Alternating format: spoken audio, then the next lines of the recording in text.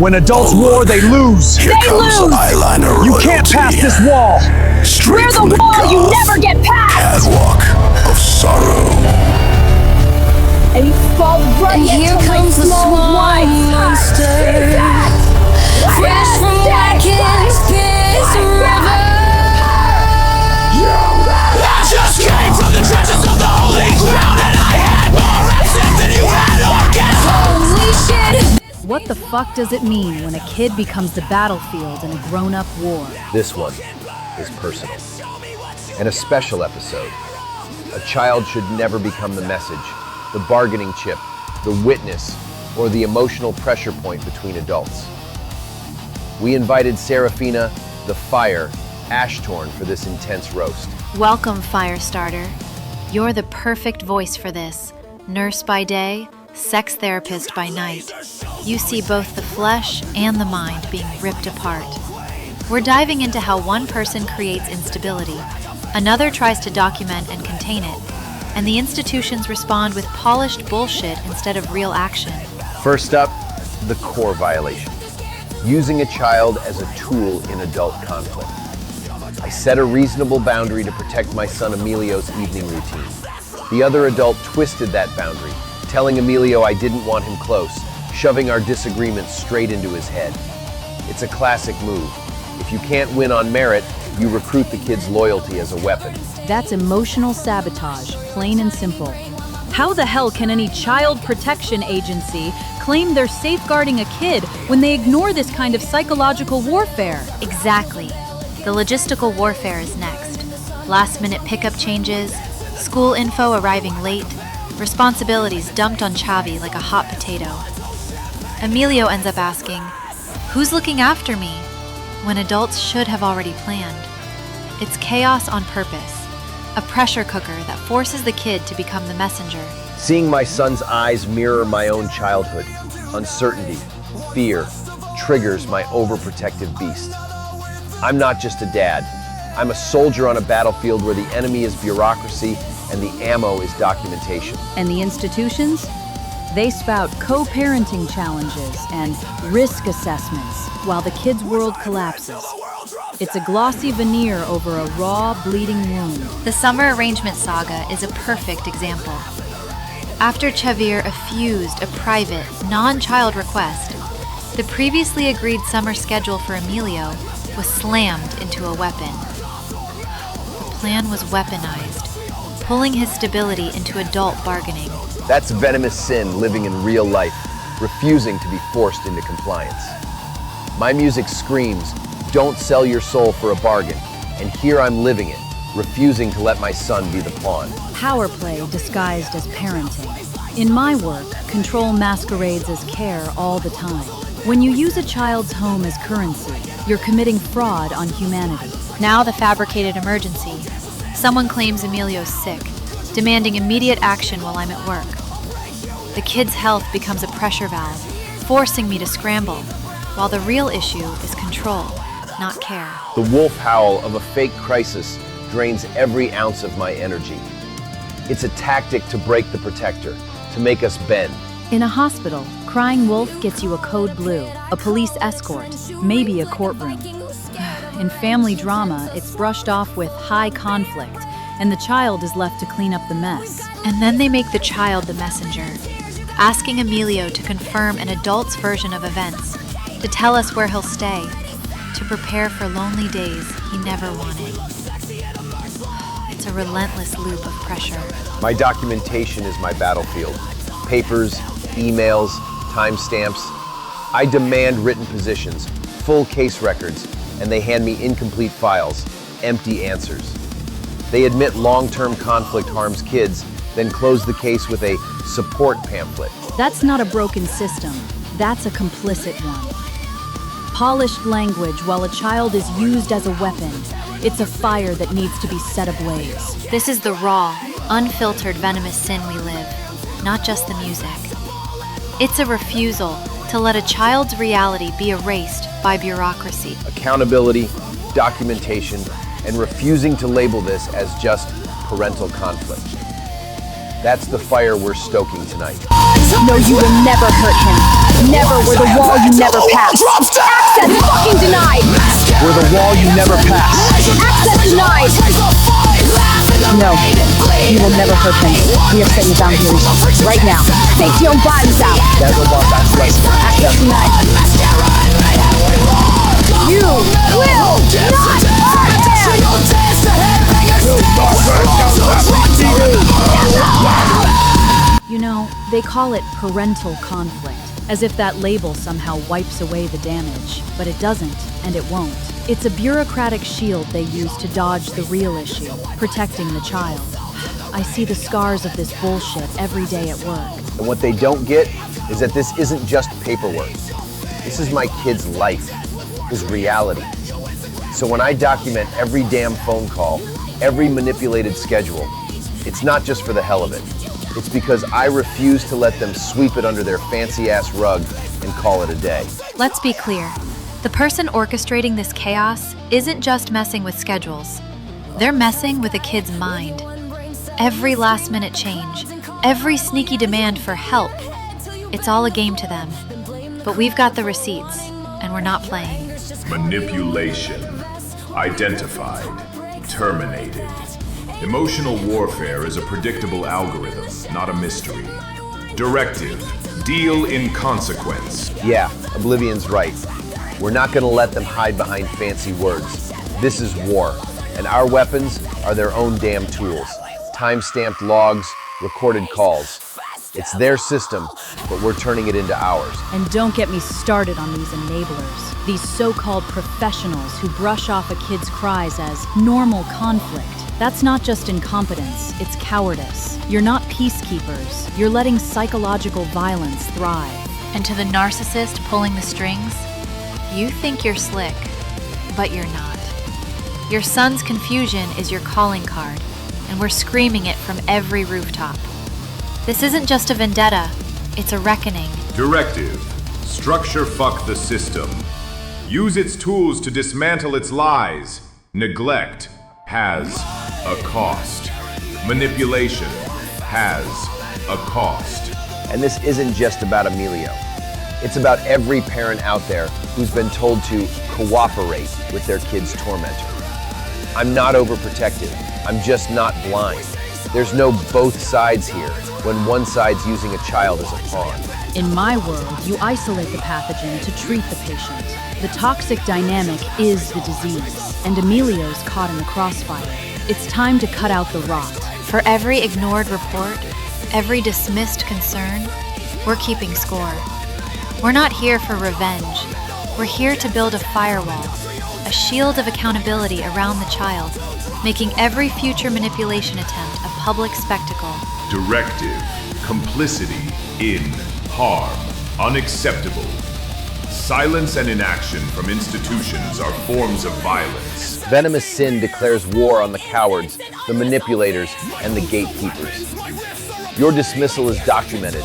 Your failure is archived. This isn't just between parents anymore.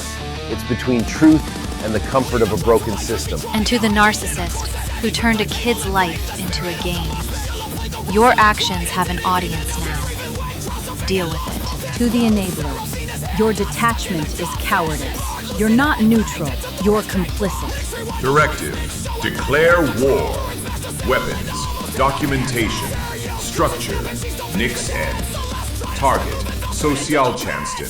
The social services in Sweden. Target. Narcissistic pathology. Directive. Protect the pure. Directive. Structure fuck parasites.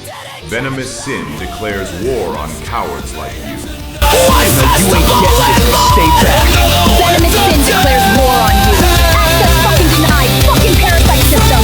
Stay the fuck back. You ain't enough.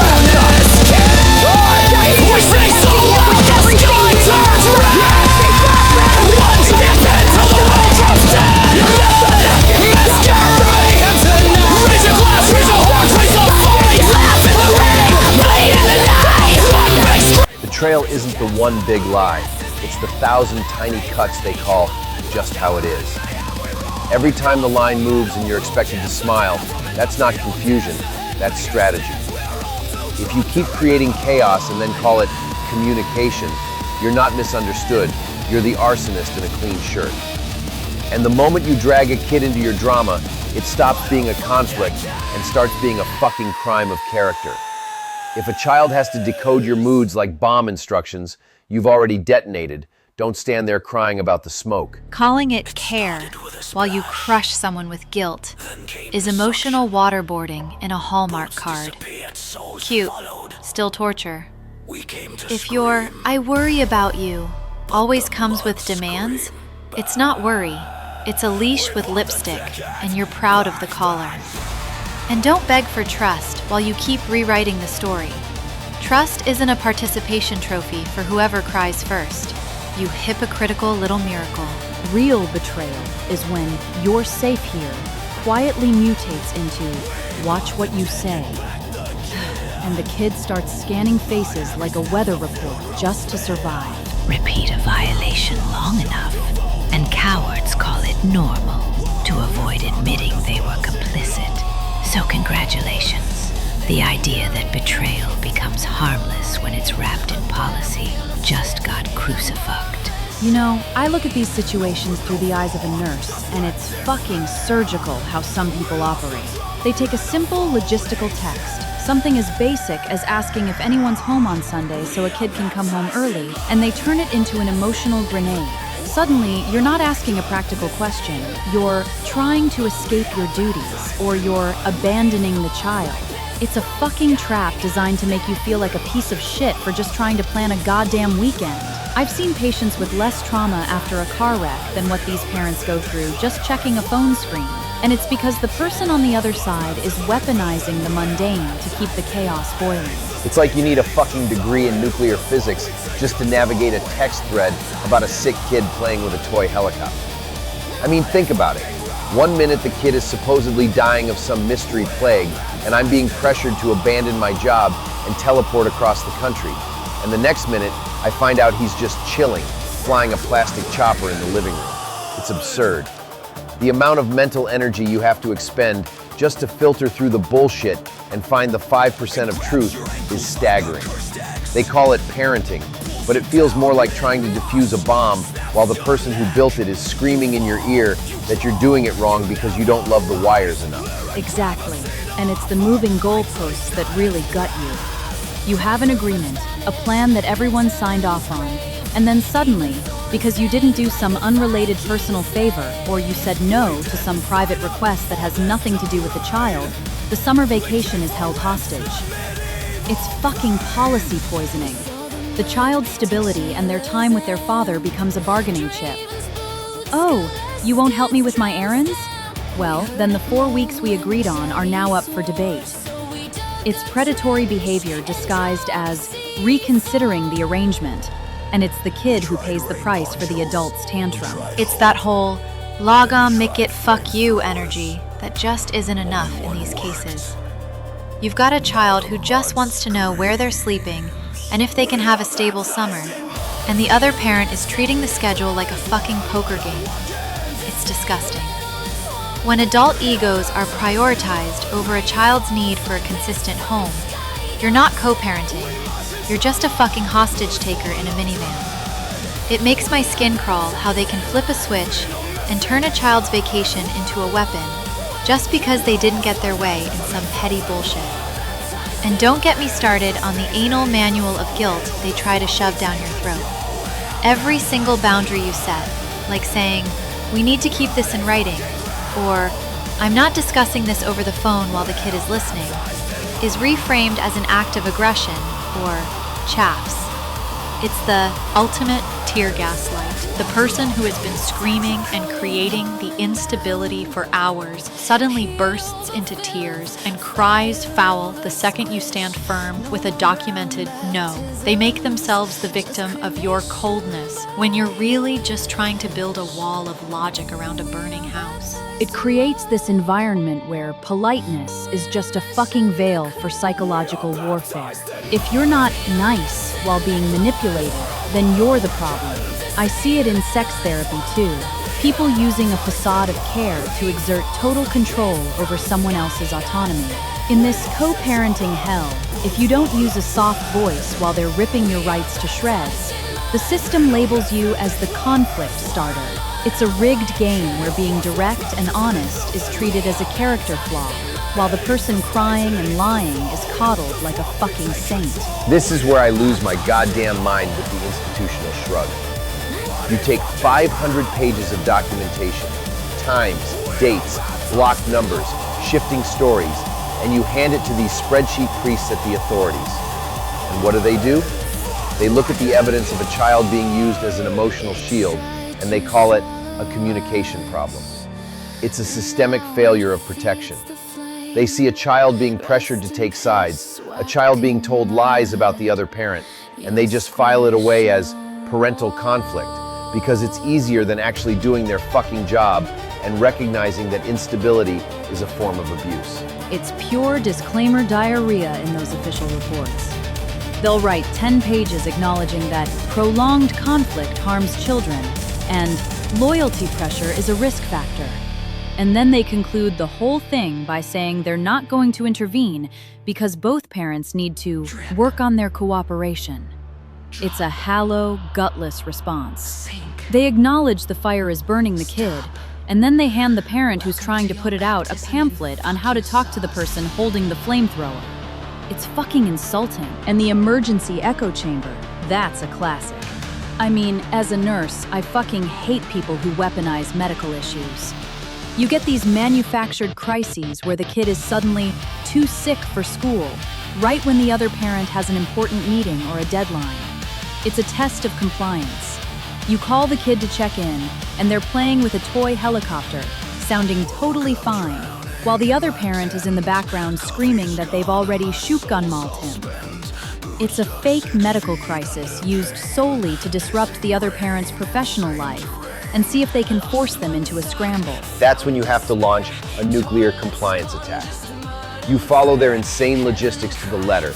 You document the contradiction in real time, and you show that you're willing to move heaven and earth just to prove the mother is full of shit. It's exhausting, but you do it to show the pattern. You shouldn't have to perform a goddamn audit every time your kid has a sniffle, but when the kid's health is being used as a pressure valve to test your loyalty to the chaos, you have to structure fuck the situation so hard that the lies have nowhere left to hide. The most heartbreaking part is the weaponized child strategy. That's when the kid is forced into the role of an echo chambermaid. They're tasked with cleaning up the emotional mess left by the parent who has zero boundaries. They're forced to confirm a distorted version of reality. Tell the social worker what you said earlier, Emilio. Putting the kid in a position where they have to defend one parent just to keep the peace. It's a complete violation of a child's right to just be a fucking kid. They're being trained to manage an adult's fragile ego instead of learning how to trust their own eyes. That's where my overprotectiveness turns into a beast. I see my son's mind becoming a battlefield for someone else's insecurity, and I want to burn the whole system down. You have to use a total structure fuck approach to keep the child's reality intact. I tell him the truth in a way he can handle. Adults are having a disagreement about the schedule, but it has nothing to do with how much I want you here. You have to build a mental fortress around the kid so they don't get swallowed by the dictators with daddy issues mentality that thinks love is about possession and loyalty is about excluding the other parent. Then comes the digital blackout. The phone access is cut, numbers are blocked, and suddenly the kid's independent line to me is just gone. It's the insta-ghost effect. You try to call and check in, and you realize you've been erased from the daily flow. They change account profiles, they remove your number, and they leave the kid without a reliable way to call their father. It's a technical sabotage designed to make the kid feel like the other parent just isn't there. It's a spineless move by people who think that if they block a number, they can delete a relationship. It's such an alpha-ass clown mentality. Do they really think that by changing a profile picture or blocking a contact, they're solving their own emotional inadequacy? All they're doing is showing the world how terrified they are of the child having a healthy, independent bond with their father. It's pathetic. It's a small, weak way to exert power, and it only proves that they view the child as their property rather than a human being with their own right to stay connected. And if you dare to set a boundary against that blackout, you get hit with the reframing ritual. You're told you're overreacting, or being difficult, or creating more conflict. The system rewards the loudest triggered tantrumpet, the one who makes the most noise and sheds the most performative tears, while the parent providing stable, quiet, documented care is treated as an equal contributor to the problem. It's the narcissyntax of the chaos bringer, where every sentence starts with, I need, or I feel, but it's always disguised as, the child needs me to do this. The child needs me to block his dad's number for his own peace. Right. It's a total inversion of reality. The person causing the instability is the one claiming they're protecting the kid from the conflict they are actively generating. It's a loop of bullshit that never ends because the authorities are too #lobotomized to recognize that one parent is providing a map and the other is just setting the map on fire and complaining that they're lost. It's a deliberate exhaustion strategy. They want to push the stable parent toward a total psychological corpse bride breakdown. It's a dopamine fuck of constant instability, last-minute changes, weird accusations, emotional shifts, designed to make you so tired, so drained, that you just stop fighting. They want you to give up on the kid's rights, just so you can have one night of peace. But giving up isn't an option when it's a human life on the line. They're addicted to the high of the conflict, and they don't care if they burn the kid out along with you. Disgusting is just another form of saying, I want it, like Xavi says. These chaos parents are addicted to the struggle. They don't know who they are without the fight, so they keep poking the wound. They need the reaction to feel alive, even if that reaction is a kid crying or a father spiraling into a panic attack. It's a sick, parasitic way of living, and the system just stands by and watches the blood loss like it's a fucking spectator sport. The final verdict is that parental conflict is usually just a polite euphemism for one parent being a target of emotional instability. The NYX-END of this discussion is recognizing that the institutions are often too invested in their own disclaimer diarrhea to actually step in. They're #lobotomized by their own desire for neutrality, even when one side is clearly the source of the toxicity. They won't see the truth until the damage is irreversible, and that's why we document, we scream, and we refuse to play by their anal manual rules. Look at Lord Anil over here, with his timestamps and his cross-referenced logs. Honestly, Xavi, it's a bit much sometimes, but in this case, it's the only thing keeping the truth from being erased. You're obsessed with the details because the details are the only thing that can't be gaslit away. He's right to be obsessed. When you're dealing with a triggered tan trumpet who rewrites history every 5 minutes, the only way out is to stop playing their game. Fuck the anal manual of being polite to your own destruction. If the system won't see the fire, we'll just keep making the documentation loud enough to wake the fucking dead.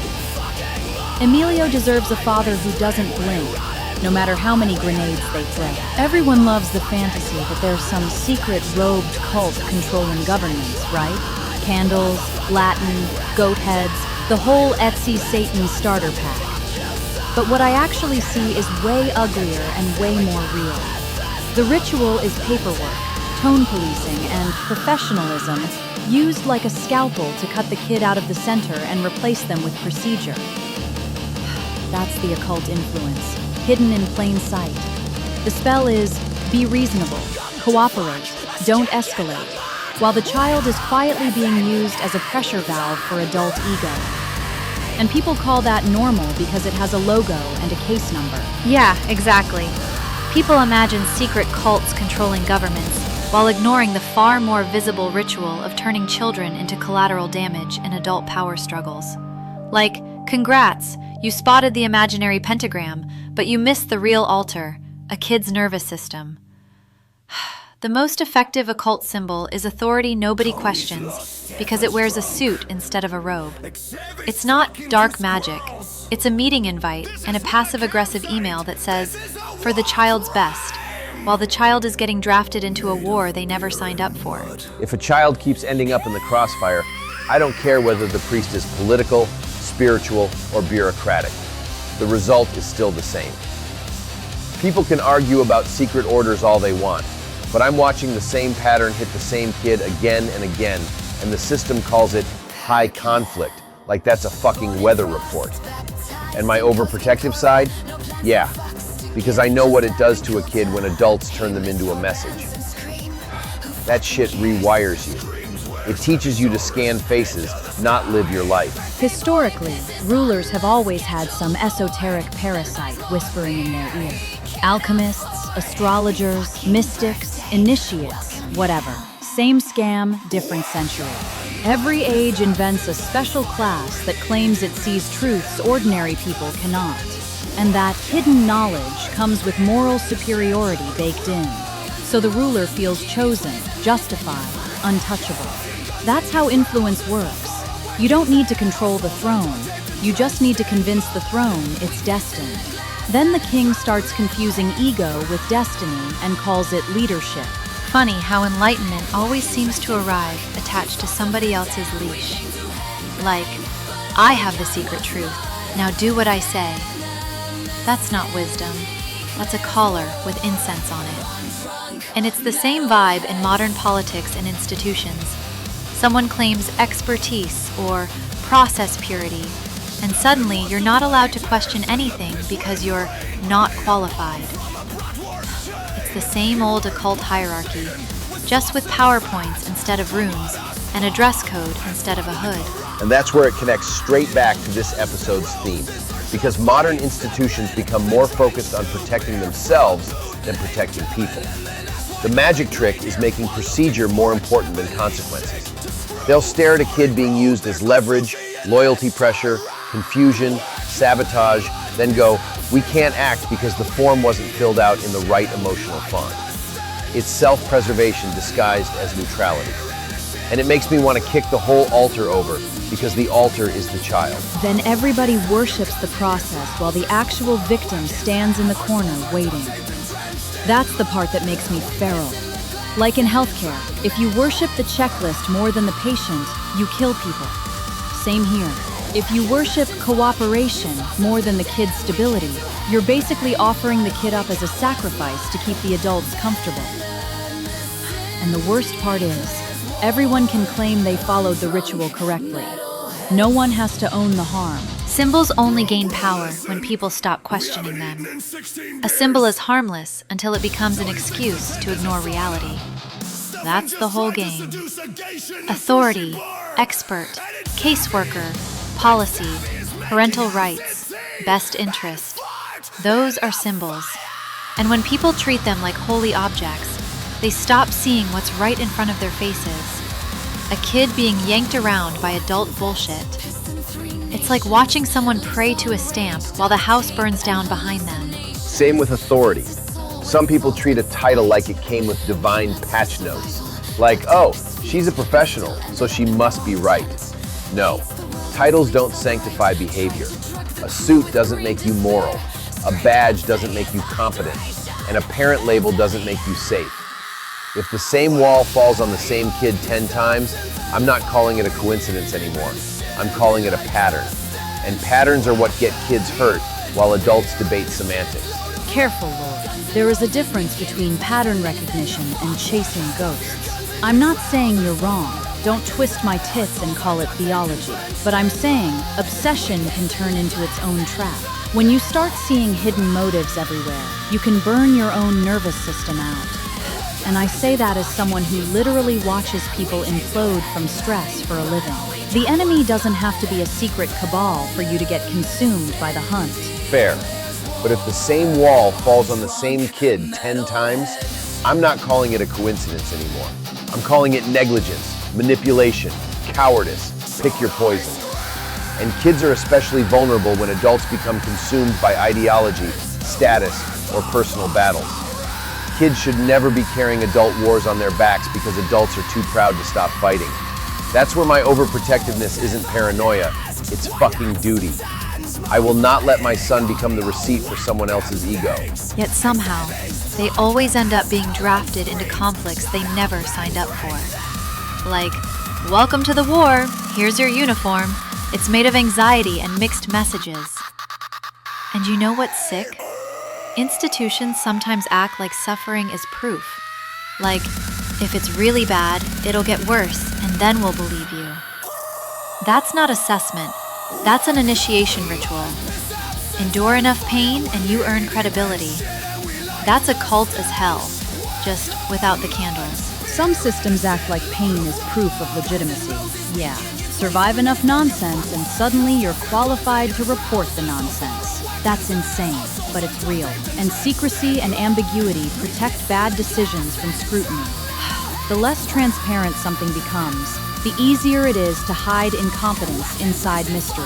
People love complex cases because complex is a great hiding place. You can bury a bad call under fog and call it professional judgment.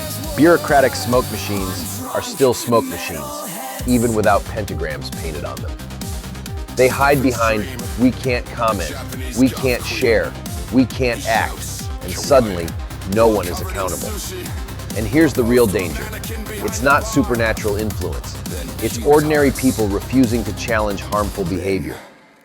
Most monsters don't need magic. They need bystanders. They need the polite ones.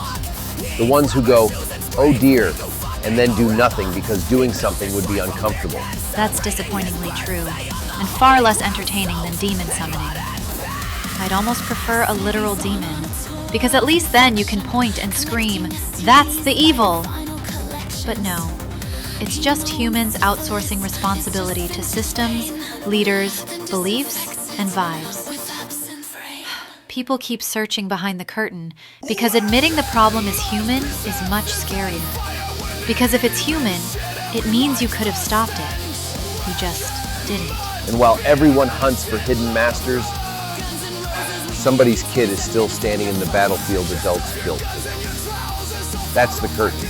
Not a cult, not esoteric, just cowardice dressed up as procedure, and pride dressed up as principles, and a child stuck in the middle paying the price. Most people see a nurse and think of some soft-handed angel of mercy. But I'm here to tell you, that's a load of corporate cuntware meant to keep you sedated. Whether I'm holding a scalpel in the ER or a strap-on in my therapy room, the objective is the fucking same. Precision. You have to cut through the rot to find the life underneath. A physical infection and a psychological layer of suppressed shame are both just diseases waiting for a dominant hand to perform a little hygienic homicide. If I don't strip away your filter cunt masks with brutal honesty, you're just gonna stay meme mummified in your own mediocrity. Healing isn't about comfort. It's about the surgery of the soul. Oh, give it a rest with the Florence Nightingale of filth routine, Seraphina. I bet you're just dying to tell us if you use the same grade of medical latex for your hospital shifts as you do when you're fisting some alpha-ass clown's ego in your basement. I can't imagine how you keep a straight face treating those corporate pricks in the ER without wanting to reach for the paddle. Honestly, with that pink hair, your patients are probably having a feargasm before you even get the needle out. It's a miracle they don't flatline the second you walk in looking like a neon fire hazard in a white coat. They don't flatline because they know I'm the only thing between them and the void, Lena. And yeah, the latex is top tier because both roles require a nuclear enema for the client's psychological baggage. People walk around with so much repressed shit, it's a wonder they can breathe. You have to use a dominant hand to perform the necessary impact play on the ego. Otherwise, they just keep lying to themselves. My instruments are designed to strip the shame away until there's nothing left but the raw truth. It's surgical, it's dominant, and it's the only way to actually heal the filth. Speaking of rot and surgery, let's talk about the actual battlefield, where the casualties don't get a choice. We're moving from the ER to the family court relationships, where kids are treated like fucking collateral damage. I am so sick of these anal manuals used by social services that treat a child's mental health like a goddamn line item. The system is crawling with spreadsheet priests who wouldn't know actual child safety if it bit them in their bureaucratic asses. They value data points and neutrality over the fact that a kid is being crucified by adult instability every single day. It's the ultimate tear gas light, Xavi. I see these abusive parents in the system all the time, performing these virtue signal masturbation acts for Zoom zombies and protection agencies. They use anal politeness to mask the pussy poison they're feeding the kid. They cry for the camera, act like the victim, and the institutions just eat it up because they're too #lobotomized to recognize a cliff snake when she's hissing right in front of them.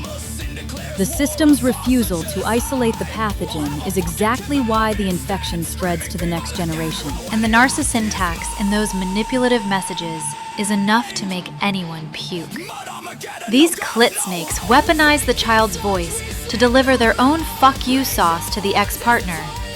They pretend to be these trend fucktivists of parenting, screaming about empowerment while they're performing a literal obedience side on the other parent's rights. They treat the kid like an echo chambermaid, forcing them to repeat lies just to keep the peace. It's not parenting. It's a slow-motion execution of a child's autonomy, and it's fucking disgusting to watch. I'll tell you what's fucking disgusting. The diaper vape knit. The diaper weapon. Using a child's developmental stage as a weapon for public shaming because you're too much of a triggered tantrumpet to handle a basic evening routine. I use a structure fuck approach. Calm, logic, consistency, and the kid succeeds. The other side uses threats, regression, and psychological mutilation. That's the move of a delusional slut who's more obsessed with being an ego thirster than being a mother. You don't threaten a kid with shame just because you're failing as a human being. I will go to war with every basement bully in the legal system to stop that shit. That's the disclaimer diarrhea the institutions provide. They dismiss those isolated incidents of child endangerment because it doesn't fit their narrow definition of trauma. They see a kid being used as leverage and they call it parental conflict because their anal manual doesn't have a chapter on structural narcissism. They're certifucked on paper but useless in reality. They're so afraid of taking a side that they let the child drown in a pool of adult drama, hoping the problem just resolves itself so they can close the file and go back to their coffee breaks. It's the karma-fucked reality, where the parent who actually provides the structure and the logic is treated like the problem because they refuse to be normie-fucked by the chaos. Xavi's over here being unfuckwithable, keeping the receipts, and the system looks at his documentation and calls it obsession. No, you idiots. It's a surgery of separation. It's the only way to save a kid from being clickbait gutted by a bitter ex who's doing social media prostitution with a life. You have to sanitize the communication to oblivion just to keep the rot from leaking in. Exactly. You need a nuclear compliance attack. You document every single breath, every contradictory text, every time they try to pull a fuck you sauce move on a Sunday evening. You remove the feargasmers from the kid's daily routine by building a wall of cold, hard data. I won't accept the excuse that conflict takes two when I'm the one standing here with the shield and she's the one throwing the grenades. Being unfuckwithable isn't a choice. It's a necessity when you're fighting spreadsheet priests who would rather see a kid broken than admit their own guidelines are fucking hollow. Until those spreadsheet priests are certifucked out of their jobs, this war on hypocrisy is the only instrument of true healing we have left. You don't heal a wound by ignoring the glass inside it. You dig it out, no matter how much it bleeds. We're performing the surgery the system is too cowardly to attempt. If that makes us the villains in their anal manual, then fine. I'd rather be a fiery bitch with a scalpel than a complicit zombie watching a child get dismantled by a system that refuses to see the goddamn fire. Venomous Sin will never shut the fuck up about institutional dismissal. We see the patterns. We see the clit snakes and the ego pimps. And most importantly, we see the kids standing in the middle of it all. You can call it overprotective, you can call it high conflict, you can call it whatever helps you sleep at night in your faceless fuck offices. But as long as I'm breathing, the battlefield stays documented, the lies stay archived, and the war on your incompetence stays hot.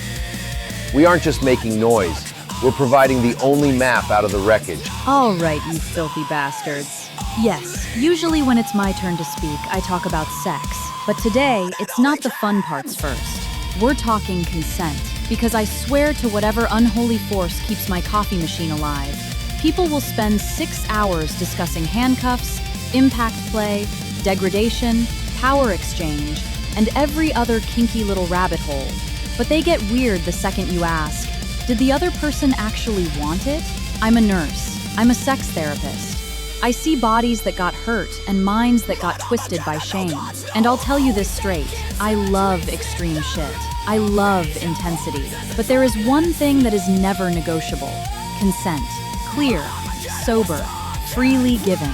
And the second it disappears, the game is over.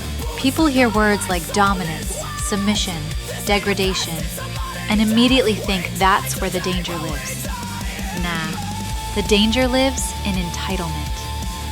I can call someone worthless during a scene and still respect them more than some smiling asshole saying, "Baby, trust me," while bulldozing straight through a boundary. That's the difference. One is play, one is disrespect wearing perfume. And if you've been run over enough times in life, you start confusing the two. You start believing being ignored is affection. That's where the poison starts creeping in. And before somebody asks what the hell this has to do with this, everything. Respect doesn't start in the bedroom. It starts way before that. It starts the first time someone says, "I don't want that." It starts when someone says, "I want to go home."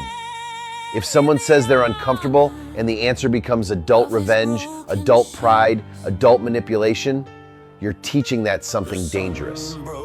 You're teaching them their discomfort is negotiable. Their boundaries are negotiable. And that lesson follows them all the way into adulthood. Exactly. People growing up in chaos often never learn the difference between pressure and choice. If every decision comes with guilt, anger, threats, disappointment, emotional punishment, then what happens later? They think saying yes to avoid conflict is normal. It fucking isn't. You can be the kinkiest person on earth, but if you hear no and your first reaction is being offended, you're not kinky, you're dangerous. End of discussion. And there's a huge difference between consensual power and actual powerlessness. That's the part people miss. In a healthy power exchange, the person giving up control is still in control. Sounds backwards, but it's true. They can stop it, change it, walk away. Real abuse is when that option disappears. Real abuse is when somebody learns their boundaries only create more trouble. That's why being caught in adult conflict scare the hell out of me. If they don't even get a voice in their own lives, how the fuck are they supposed to trust their voice later? That's what drives me insane about systems sometimes. You show someone being bounced between adult agendas, saying one thing and adults deciding another, and somehow the conversation becomes cooperation instead of listening. If someone says, "I want to go home," and the response is determined by which adult is angry that day, that's not respect. That's teaching that their feelings are just evidence in somebody else's argument.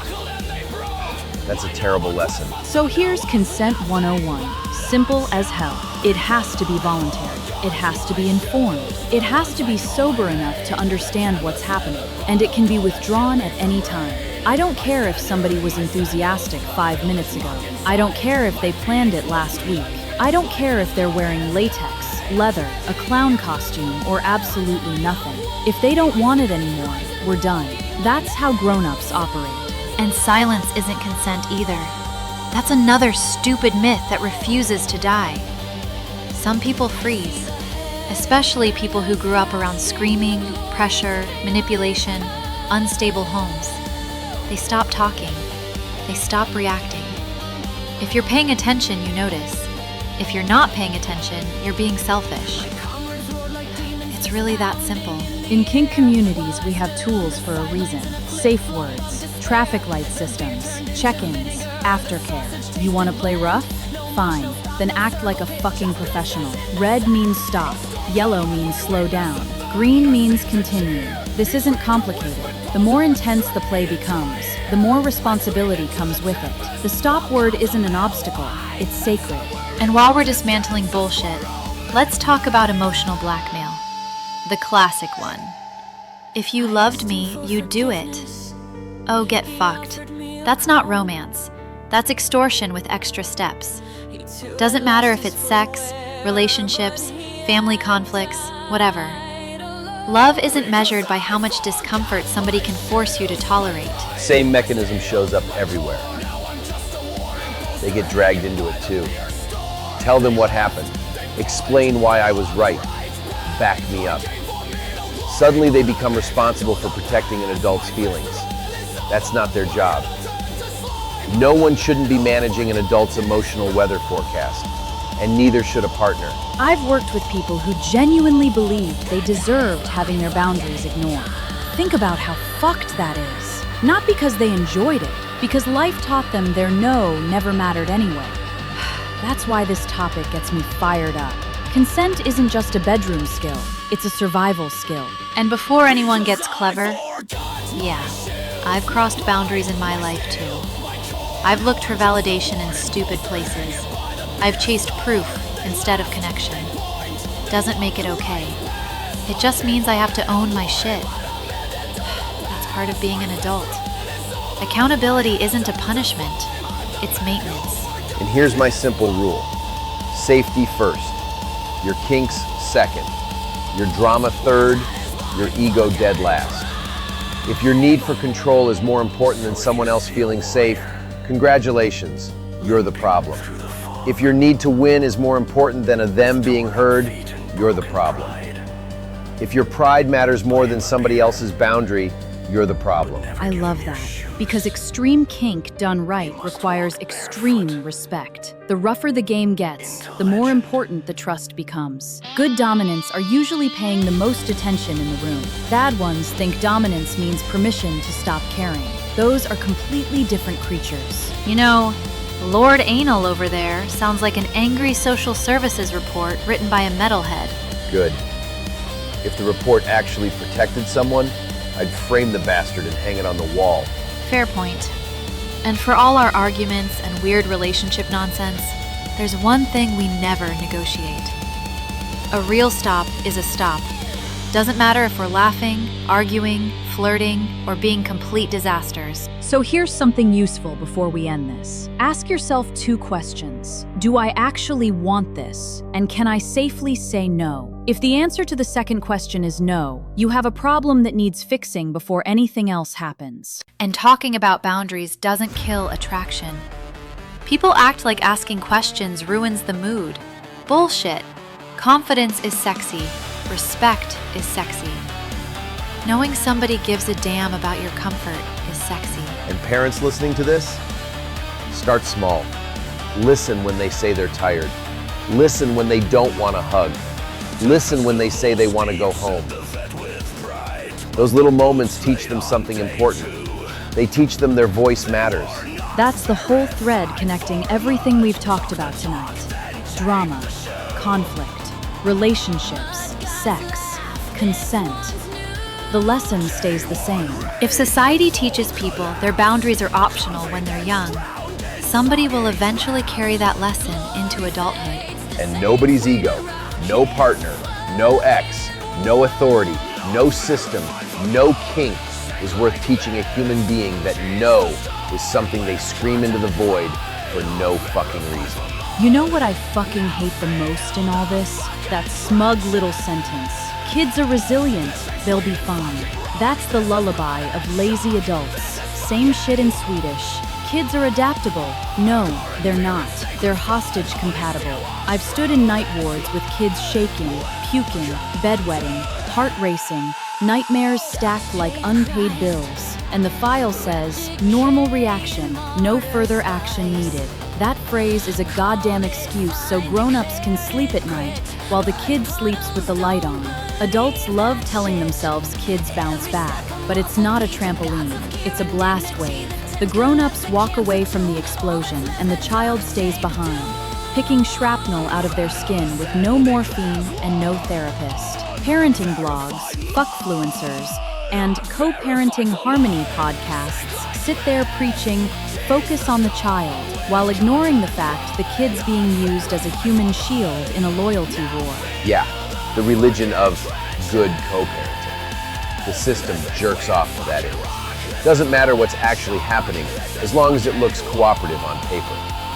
The second you set a boundary to protect the kid, like he decides if he wants to go home earlier or we keep him out of the argument, boom, you're rebranded as conflict seeking. Meanwhile, rewriting schedules to punish, faking emergencies, blocking his phone, turning him into a messenger, that gets filed as communication difficulties. They worship the postcard, not the battlefield. Traffic risk? Single incident. Kid being pressured about what he said at social services? Complex situation. Phone blocked, number changed, kid's line to his dad cut? No investigation necessary. They keep chanting, "We don't see acute risk," while the kid is literally drafted into adult power games in real time. That's not blindness. That's willful fucking denial. And on top of that, we've got the system knows best fairy tale. Like there's some holy cult of child protection. Reality check. The kid becomes the mailman, the spy, the lie detector. What did Dad say at the social services? Who do you want to live with? Every answer is a landmine. One wrong word, and somebody pays with a summer, a weekend, or a phone call. And then you get those polished letters. We assess that support measures can be enough. Cute. Because while they're stroking their own policies, there's a kid standing there asking, "Can I call Dad?" On a phone, someone else controls like a fucking hostage remote. They call it balance and collaboration, but what it really is institutional anal obedience. Protect the form, sacrifice the kid. So let's roast their little mascot. The perfect co-parent, custody Jesus, familia harmony coaching. You know the type. Dead eyes, soft voice, LinkedIn halo. Always saying, think of the child, but never reading a log. This spreadsheet priest shows up with a color-coded diagram explaining how if both parents just improve communication, things will be fine. Never mind one parent is blocking phones and moving goalposts, and the other's standing there with a fucking archive. They don't want to touch power, they just want to balance it in a PowerPoint. They can't smell fear, but they can smell a missing checkbox from 40 meters away. Oh, I can see that clown doing TED Talks. Children are resilient, turning conflict into growth opportunities. Standing there with a wireless headset, clicking through slides while a kid somewhere is being grilled on whether they love mom or dad more. They'd call blocked numbers a boundary miscommunication and loyalty pressure a narrative clash. They'd probably tell the kid to use a breathing app and journal their feelings instead of, I don't know, getting them out of the crossfire. Custody Jesus doesn't save anyone. He just baptizes everyone in lukewarm bullshit and calls it healing. And this mascot would absolutely hand the kid a feelings wheel and a mindfulness exercise, while ignoring the fact that the adults are turning the child into a witness every second of the day. Write down how you feel when your parents fight, instead of, we're removing you from this fucked up theater. It's therapy cosplay, emotional cosplay, and the system applauds because it looks gentle, while the real violence is that nobody actually stops the war. They just give the child better words to describe getting hit by the shrapnel. So yeah, I'm done being polite about it. Venomous Sin declares war on weaponized, kids are resilient bullshit. Every time someone hides behind that line to avoid protecting a kid, I hear a riff in my head, and I want to turn it into artillery. You don't get to shrug and say children adapt while they're adapting to fear, silence, and blocked numbers. That's not resilience. That's survival. And survival has a cost the adult never pays. My turn. Venomous Sin declares war on using kids as witnesses, proof, or leverage in your fucked up adult drama. You drag a child in to defend your version. Tell what Dad said. Say you want to be with me more. Then, congratulations. You're not a parent. You're a clit snake in a custody robe. Weekly war declaration. Nice and simple. If your need to win is bigger than your need to protect that kid's nervous system, you're the enemy, not the other parent. And yes, I mean you. Feel attacked? Good, then it fits. Fuck it. Venomous Sin declares fucking war on every institution that sees the pattern, shrugs, and files it as cooperation issue. You read about traffic danger, loyalty pressure, cut communication, the kid pulled in as messenger, and you still close the case with a pamphlet and a pat on the head? Then you're not neutral, you're complicit. This isn't theory, this is my son, and kids like him being turned into chess pieces in a rigged game. I will burn every ounce of my time, my sanity, and my voice before I let some office zombie reduce that to difficulties in cooperation. You had one job, protect the child. You chose to protect your fucking routine. You turned a child into your battlefield and then hid behind forms and friendly voices, calling the shrapnel adjustment so you wouldn't have to feel the screams. You traded their fear for your comfort and named it love. You blocked their calls and named it protection. You dragged them into your version and named it truth. That's not parenting. That's ritual sacrifice in IKEA lighting. Don't worry. Some wars don't end in court. They end in consequences. Next week, you wanted silence? We'll bring you Lucian, the one who doesn't talk unless it's a verdict.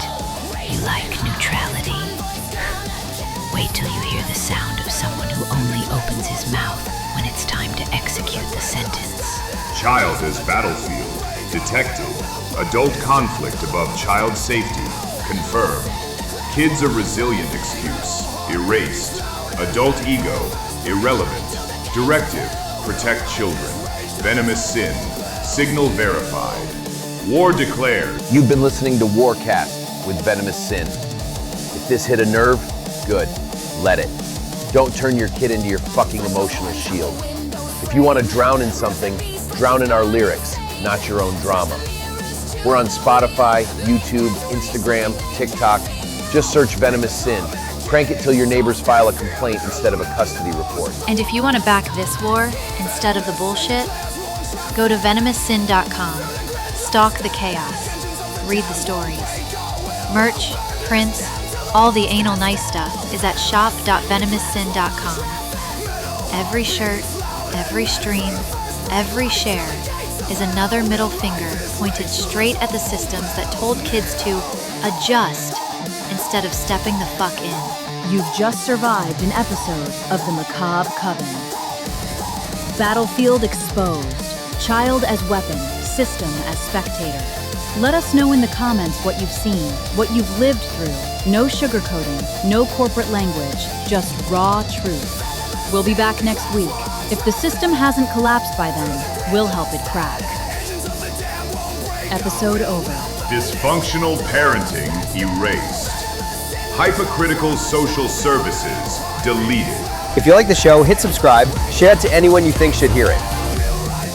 If you ever been silenced, excluded, we are here for you. We are Venomous Sin. And Venomous Sin declares war! You are not alone. Venomous